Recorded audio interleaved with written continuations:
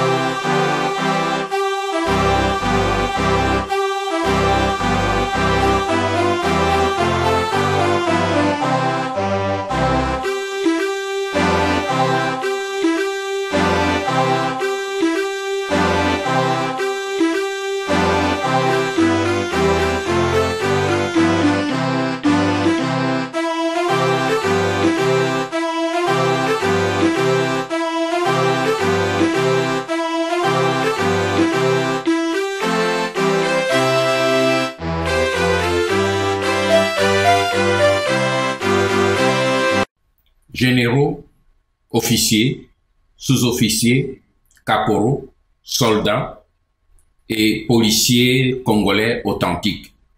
C'est à vous, mes frères, que je m'adresse aujourd'hui. Avez-vous besoin de preuves encore pour vous convaincre que l'officier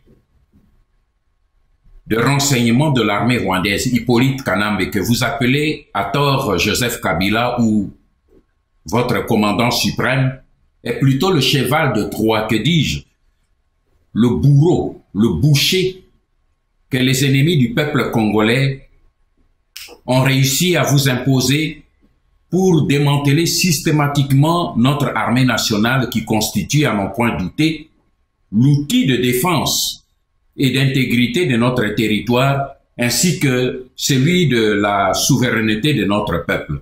Avez-vous besoin que je vous égrène une fois de plus la très longue et douloureuse liste des braves officiers congolais froidement assassinés, qui à Boulouo, qui à Makala, qui dans les hôpitaux et des camps militaires transformés en mouroirs partout dans le pays?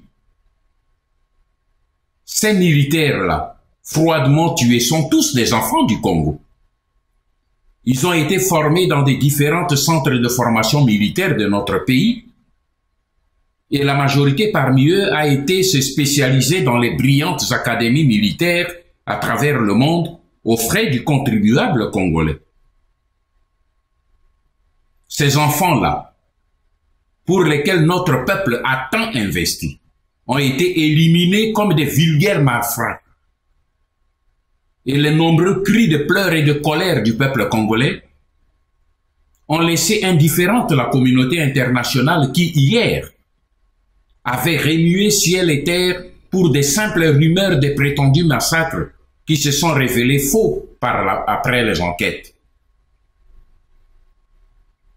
Et curieusement, la même communauté internationale et les mêmes journalistes des médias occidentaux qui s'étaient montrés hier faussement émus pour le sang de la jeunesse congolaise, tous ces gens ont miraculeusement perdu aujourd'hui toute leur vertu morale de compassion et de justice devant une série de massacres barbares et des traitements inhumains des cadavres des jeunes Congolais que Hippolyte Kanambe fait piétiner sauvagement devant les caméras du monde entier. Souvenez-vous des nombreux crimes commis par Hippolyte Kanambe qui sont restés impunis. Souvenez-vous du massacre de Tingi-Tingi qui a coûté la vie à près de 2 millions de Congolais.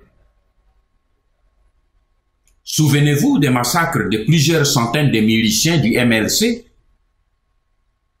qui a eu lieu en pleine ville de Kinshasa sous la barbe de la communauté internationale, des diplomates et des représentants de la communauté internationale.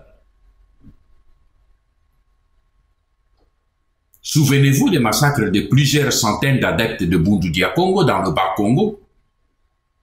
Souvenez-vous des massacres odieux des centaines de jeunes Enyélé en Bandaka et au nord de l'Équateur.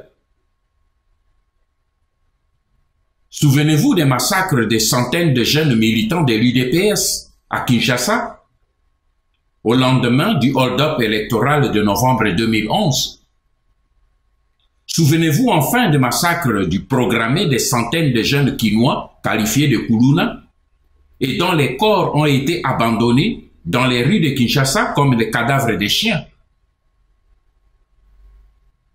Tous ces massacres qui rivalisent de cruauté et de sauvagerie n'ont jamais abouti à une moindre sanction du principal coupable qui est Hippolyte Kanambe, alias Joseph Kabila, qui les a tous conçus, planifiés et ordonnés. Le tout dernier spectacle macabre du 30 juin a battu tous les records du cynisme et de la barbarie des bourreaux du peuple congolais. Jamais dans l'histoire du Zaïre ou du Congo indépendant, on a atteint un tel niveau de banalisation du crime et de la sauvagerie. Des corps de nos enfants, fussent-ils des criminels, méritent un minimum de respect dû à tout être humain.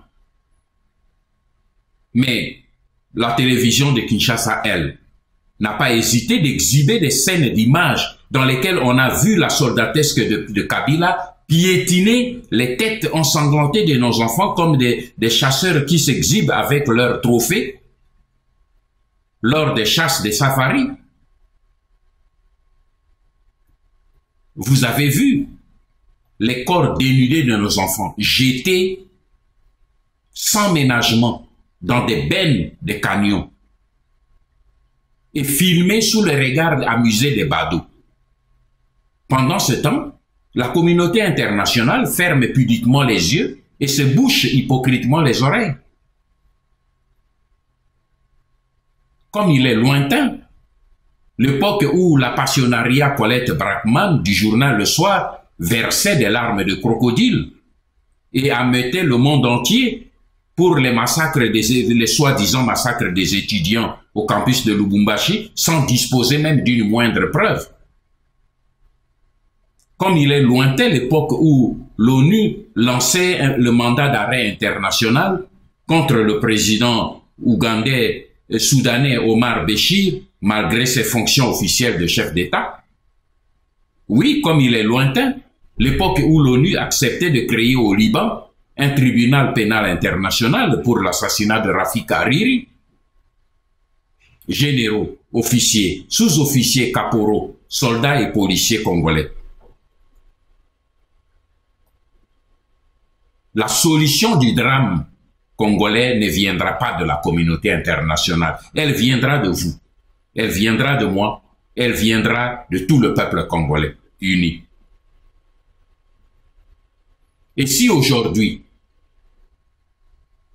j'ai décidé de m'adresser à vous, tout au début de cette année 2014, c'est parce que cette fois-ci, c'est votre propre vie qui est en danger. L'ennemi qui occupe notre pays vient de passer à la vitesse supérieure. Je vous apprends en effet que le mercredi 31 décembre 2013, au lendemain même du dernier massacre du 30 décembre, une messe noire s'est tenue à Kingakati, autour d'Hippolyte Kanambe alias Joseph Kabila et de son frère Zoé, avec quelques membres du Conseil de sécurité triés sur le volet. C'est ce soir-là que fut prise la décision d'exécuter et le général John Numbi, et le colonel Mamadou Ndala, et le pasteur Mukungubila. Mais bien plus que cela, et c'est le but de mon message. Un vaste plan secret a été mis sur pied pour l'élimination systématique durant cette année 2014 des officiers congolais jugés dangereux, particulièrement ceux originaires des régions de l'Équateur, des deux Kasaï et du Katanga. Au moment où je vous parle, une liste est en train d'être confectionnée dans les officines de la mort sous la haute direction des deux fils d'Adrien Kanambe. Je veux parler de Zoé et d'Hippolyte. Mes chers frères, hier ce fut le général Bouzamabe. Aujourd'hui, c'est le colonel Mamadou Ndala suivi de colonel Tendayo qui a été assassiné par poison un jour après seulement Ndala. Le peuple congolais a pleuré Mamadou Ndala comme il a pleuré Bouzamabe. Car ces deux officiers ont payé le prix de la bravoure pour avoir refusé la compromission avec l'occupant étranger. Ils ont refusé de trahir leur patrie et leur peuple. Mes frères, écoutez donc la voix de leur sang qui crie du fond de leur tombe et vous interpelle aujourd'hui en vous disant ceci. Compagnons d'armes, nos frères, faites que l'ennemi ne piétine pas le sang que nous avons versé. Faites que notre sang mêlé au vôtre forme un fleuve majesté et une muraille infranchissable le long de nos 9 frontières nationales.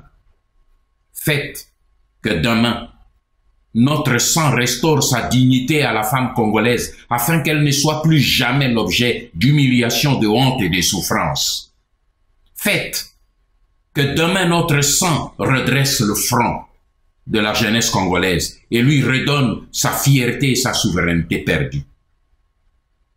Mes frères, généraux, officiers, sous-officiers, caporaux, soldats et policiers de l'armée congolaise, le temps est grave. Mettez vos familles à l'abri et levez-vous pour la patrie. Unissez-vous au-delà de vos divergences et libérez-vous du danger qui vous guette. Si vous n'avez pas répondu hier aux cris d'angoisse de votre peuple, levez-vous cette fois-ci pour sauver au moins vos propres vies, celles de vos femmes et de vos enfants. Car demain il sera trop tard pour vous, pour notre peuple et pour des générations à venir. Pour terminer, je vous invite à bien considérer cette assertion très profonde de Nelson Mandela, qui, comme vous le savez tous, n'a pas hésité à affronter les menaces de mort des puissances intérieures et extérieures qui écrasaient son peuple. Il a dit, je le cite, « J'ai appris que le courage n'est pas l'absence de la peur, mais la capacité de la vaincre. » Fin de citation. Que Dieu vous donne cette capacité de vaincre la peur et qu'il bénisse le peuple congolais et toute son armée. Je vous remercie.